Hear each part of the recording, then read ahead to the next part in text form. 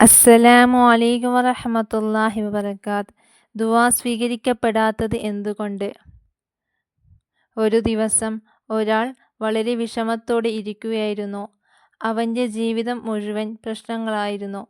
കടം, ജോലിയില്ല, വീട്ടിലെ ടെൻഷൻ. എല്ലാവരോടും പറയാൻ തുടങ്ങി, ഞാൻ ഇത്ര ദുആ ചെയ്തിട്ടും ഒന്നും സംഭവിക്കുന്നില്ല. അവൻ രാത്രി ഉറങ്ങുമ്പോൾ പോലും കരയും. കൈ ഉയർത്തി പറയുമായിരുന്നു, യാ അല്ലാഹ്, എനിക്ക് ഒരു വഴി കാണിച്ചു തരണമേ. പക്ഷേ ദിവസങ്ങൾ കടന്നുപോയി, മാസങ്ങൾ കടന്നുപോയി, ഒന്നും മാറിയില്ല. അവൻ്റെ മനസ്സിൽ ഒരു സംശയം വന്നു, അല്ലാഹ് എന്നെ ഉപേക്ഷിച്ചോ? ഒരു വെള്ളിയാഴ്ച അവൻ പള്ളിയിൽ പോയി. ജുമാ കഴിഞ്ഞ് അവൻ ഒരു പണ്ഡിതനോട് ചോദിച്ചു, ഞാൻ ദുആ ചെയ്യുന്നു, പക്ഷേ സ്വീകരിക്കപ്പെടുന്നില്ല. എന്താണ് കാരണം? പണ്ഡിതൻ പറഞ്ഞു, ദുആ ഒരിക്കലും അല്ലാഹു ഉപേക്ഷിക്കില്ല, പക്ഷേ ചില തടസ്സങ്ങൾ നമ്മെ തന്നെ ഉണ്ടാക്കുന്നു. ഒന്നാമത്തെ തടസ്സമാണ് ഹറാം വരുമാനം.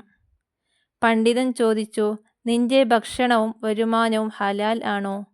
അവൻ ഒന്ന് നിശബ്ദനായി. കാരണം ചില വഴികളിലൂടെ അവൻ പണം സമ്പാദിച്ചിരുന്നു. അത് ശരിയല്ലെന്ന് അവൻ അറിയാം. പണ്ഡിതൻ പറഞ്ഞു, ഹറാം ഭക്ഷണവും ഹറാം വരുമാനവും ദുആയുടെ വാതിലടയ്ക്കും. രണ്ടാമത്തെ തടസ്സമാണ് പാപം വിട്ടുമാറാത്തത്. പണ്ഡിതൻ പറഞ്ഞു, ദുആ മാത്രം മതിയല്ല, പാപം വിട്ടുമാറാൻ ശ്രമിക്കണം. അവൻ തൻ്റെ ജീവിതം ഓർത്തു.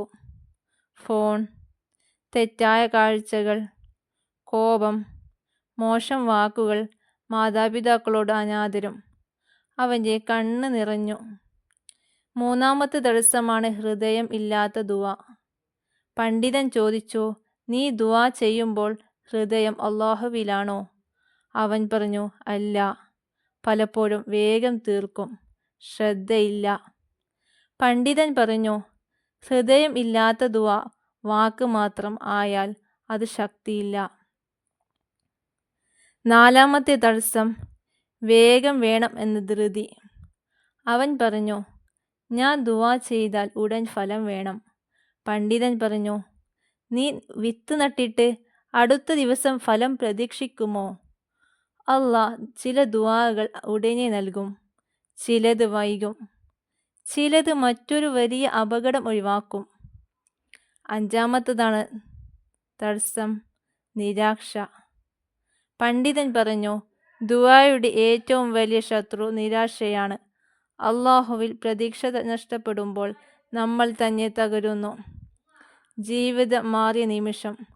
അന്നു മുതൽ അവൻ തീരുമാനിച്ചു, ഹലാൽ ജീവിതം, തൗബ, നമസ്കാരം ശ്രദ്ധയോടെ, ഖുർആൻ ഓതുക, സുജൂദിൽ ദുആ, സബർ.